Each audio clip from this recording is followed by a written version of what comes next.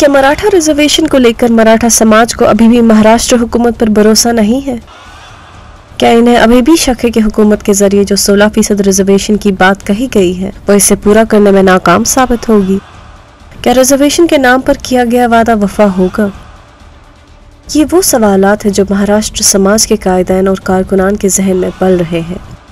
यही वजह है कि रिजर्वेशन मुजाहिरे की कमान संभालने वाले ओहदेदारान ने कहा है कि अब हुकूमत की जवाबदेही बनती है कि वो रिजर्वेशन को लेकर कोई ठोस कदम उठाए, वरना हुकूमत को संगीन नताइज का सामना करना पड़ेगा।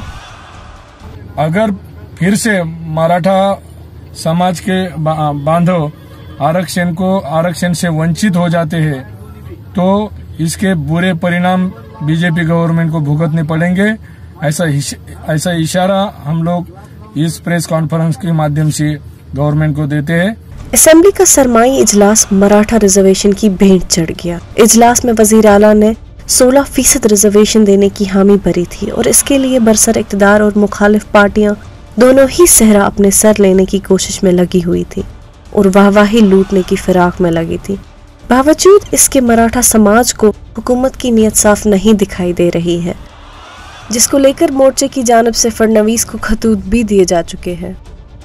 इस बात को लेकर 6 जनवरी को मराठा क्रांति मोर्चा के कारकुनों के जरिए मीटिंग होगी, जिसमें यह फैसला लिया जाएगा कि अगर हुकूमत ने मराठा रिजर्वेशन को लेकर इसे मजबूत और मुस्तहकम नहीं बनाया तो वो हुकूमत के खिलाफ फिर से मुजाहिरे करेंगे। ऐसी मांग हम लोगों ने महाराष्ट्र गवर्नमेंट को लिखित निवेदन देके रखी है। अगर मराठा रिजर्वेशन को कोई अड़चन किसी भी न्यायालय में आती है तो इसकी पूरी तरह से जिम्मेदारी महाराष्ट्र गवर्नमेंट की होगी, बीजेपी गवर्नमेंट की होगी।